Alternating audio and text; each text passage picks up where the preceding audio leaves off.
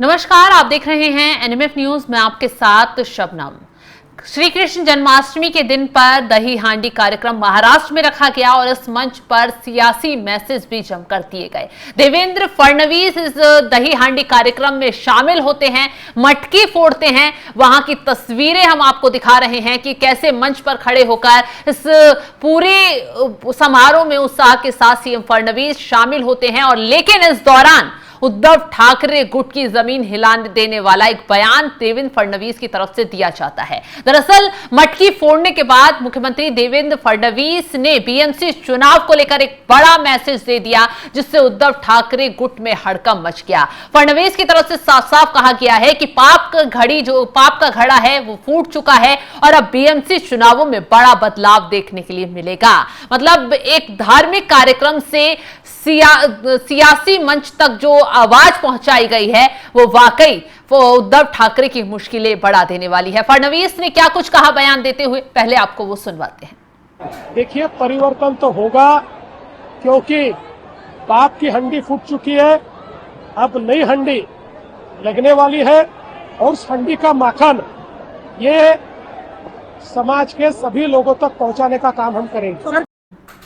तो सुन लिया आपने क्या कह रहे हैं मुख्यमंत्री देवेंद्र फडणवीस। उन्होंने सीधा सीधा बीएमसी चुनाव को लेकर अपनी रणनीति को साफ कर दिया है कि कैसे अब बीएमसी में उन्हें पकड़ बनाने के लिए वो पूरी तरीके से मेहनत से जुट गए हैं और जो बीएमसी को लूटने वाले लोग थे उनका पाप का घड़ा फूट गया है और उनके सफाई का वक्त आ गया है। सीधा सीधा ये मैसेज देवेंद्र फडणवीस की तरफ से दिया गया। ग्राफिक्स दिखाइए पूरा उनका बयान और आपको पूरी तरीके से समझाते हैं। महाराष्ट्र में दही हांडी समारोह में मटकी फोड़ती ही देवेंद्र फडणवीस ने उद्धव ठाकरे गुट पर तंज कसा।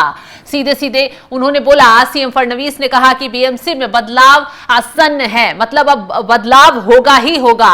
बीजेपी नीति महायुति ने नगर निगम को लूटने वालों के पाप का घड़ा फोड़ दिया है। एक तीर से कई निशाने लगाने की कोशिश यहां की गई। अविभाजित शिवसेना ने 1997 से 2022 तक लगातार 25 वर्षों तक बीएमसी पर नियंत्रण रखा है, लेकिन कामकाज के नाम पर सिर्फ भ्रष्टाचार हुआ है, कामकाज के नाम पर सिर्फ दिखावा हुआ है, सिर्फ मंच सजाए गए हैं, सिर्फ बयानबाजी हुई है, बीएमसी को लूटने का काम किया गया है। यह आरोप मुख्यमंत्री देवेंद्र फडणवीस की तरफ से सीधा सीधा लगाए गए और उद्धव ठाकरे की मुश्किलें उस वक्त बढ़ा दी जब दही हांडी कार्यक्रम में वो शामिल होते हैं और सीधा वार कर देते हैं कि बीएमसी से अब उन लोगों का सफाया होगा जिन्होंने सिर्फ बीएमसी को लूटने का काम किया। अब आपको बता दें कि मुख्यमंत्री देवेंद्र फडणवीस के बयान के मायने क्या हैं और बीएमसी चुनाव को लेकर सरगर्मियां तेजी से क्यों बढ़ रही हैं, क्या जल्दबाजी में ये चुनाव होने वाले हैं। आपको बता दें कि बीएमसी के चुनाव की तारीख की अभी तक तो आधिकारिक कोई घोषणा नहीं की गई है, लेकिन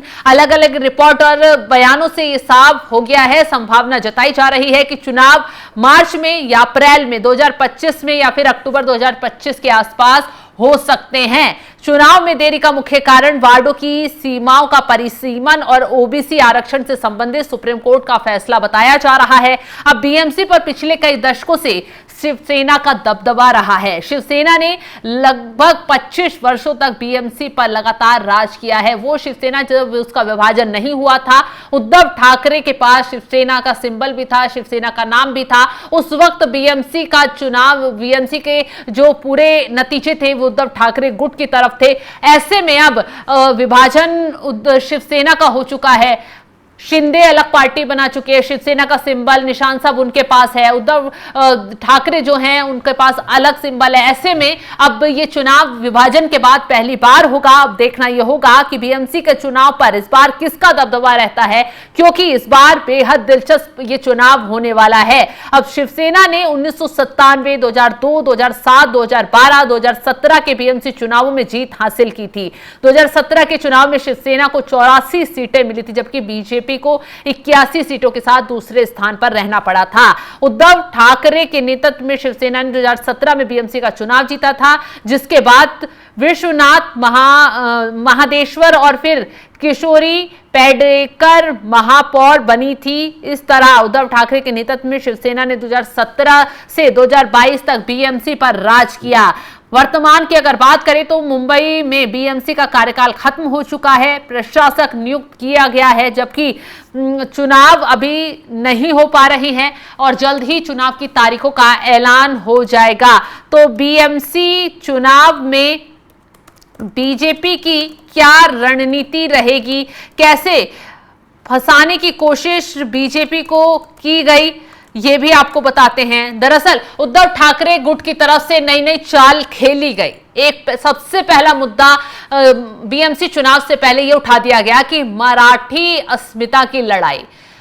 राज ठाकरे के जो एमएनएस हैं उसके कार्यकर्ता सड़कों पर उतरते हैं, गुंडागर्दी दिखाते हैं। बाहरी लोग जो मुंबई में रह रहे हैं, रोजगार कर रहे हैं, अगर वो मराठी बोलते नहीं पाए जाते, हिंदी बोलते पाए जाते हैं तो उनको मारा गया, पीटा गया, माहौल खराब किया गया, सड़कों पर प्रदर्शन किया गया।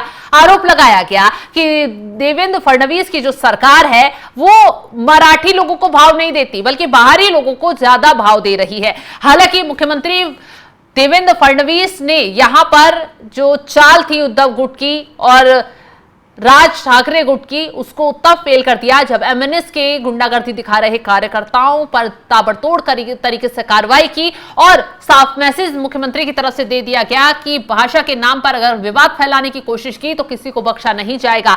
तो लोग भी समझ गए कि जो राज ठाकरे उद्धव ठाकरे की जो मराठी अस्मिता वाली लड़ाई है वो अब का नहीं बल्कि पुराना मुद्दा रहा है। जब जब चुनाव करीब आते हैं ये मराठी लोगों को रिझाने के लिए ऐसी चालें चलते हैं। ऐसे में महाराष्ट्र में यह मुद्दा पूरी तरह से फेल हो गया। और सबसे बड़ी बात तो यह है कि उद्धव ठाकरे, राज ठाकरे जो सियासी दुश्मन बने हुए थे, एक दूसरे से बोलने से भी कतराते थे, वो उद्धव ठाकरे और राज ठाकरे मुख्यमंत्री देवेंद्र फडणवीस को घेरने के लिए सियासी मंच पर एक साथ आ जाते हैं, सारी दुश्मनी भुला देते हैं। वजह सिर्फ एक कि बीएमसी चुनाव में किसी तरह जीत पानी है, बीएमसी पर दोबारा से कब्जा करना है। और सबसे बड़ी बात तो ये देवेंद्र फडणवीस या बीजेपी के जितने भी लीडर हैं या जो शिंदे गुट के नेता हैं उनको हराना है, उनको पीछे करना है। यही वजह है कि उद्धव ठाकरे गुट, राज ठाकरे गुट ने पूरा माहौल बनाया देवेंद्र फडणवीस को फंसाने के लिए, मराठी अस्मिता की लड़ाई का मुद्दा बनाकर ये दिखाने की कोशिश की कि हम मराठी लोगों के रहनुमा हैं, हम ही सब कुछ हैं। लेकिन देवेंद्र फडणवीस ने हर बार उद्धव ठाकरे, राज ठाकरे के अरमानों पर पानी फेर दिया, उनकी चाल को फेल कर दिया, क्योंकि उन्होंने साफ साफ कहा कि महाराष्ट्र में मराठी के नाम पर गुंडागर्दी बर्दाश्त नहीं की जाएगी या फिर लोगों को बरगलाने वाले लोगों के खिलाफ एक्शन पूरी तरीके से लिया जाएगा। और लिया भी गया। एमएनएस के कार्यकर्ताओं ने जब जब गुंडागर्दी दिखाई उनके खिलाफ पुलिस एक्शन लेते हुए आगे आई और देवेंद्र फडणवीस की तरफ से भी चेतावनी जारी कर दी गई। तो ये चाल तो तब फेल हो गई। अब खुद देवेंद्र फडणवीस जिस भी मंच पर जाते हैं, चाहे वो धार्मिक कार्यक्रम हो, चाहे वो राजनीतिक कार्यक्रम हो, वो सीधा सीधा बीएमसी चुनाव को लेकर मैसेज पहुंचा देते हैं उद्धव ठाकरे तक भी, राज ठाकरे तक भी। और सीधा सीधा इस बार तो जो दही हांडी कार्यक्रम में वो शामिल हुए, उन्होंने साफ कह दिया कि अब पाप का घड़ा फूट चुका है उन लोगों का जिन्होंने बीएमसी को लूटने का काम किया और अब बीएमसी चुनावों में उनका सफाया भी साफ हो जाएगा। खैर, अब देखने वाली बात यह होगी कि बीएमसी का चुनाव अब करीब है, तारीखों का ऐलान कब होता है और क्या रणनीति दोनों तरफ से रहती है। क्या उद्धव ठाकरे जो हर बीएमसी पर कब्जा करते हुए आए हैं अब तक, वो इस बार अपना कब्जा कायम कर पाएंगे या फिर इस बार देवेंद्र फडणवीस फिर बाजी मार जाएंगे? कमेंट जरूर कीजिएगा इस खबर पर। तमाम खबरों की अपडेट के लिए आप हमारे साथ जुड़े रहिएगा। नमस्कार।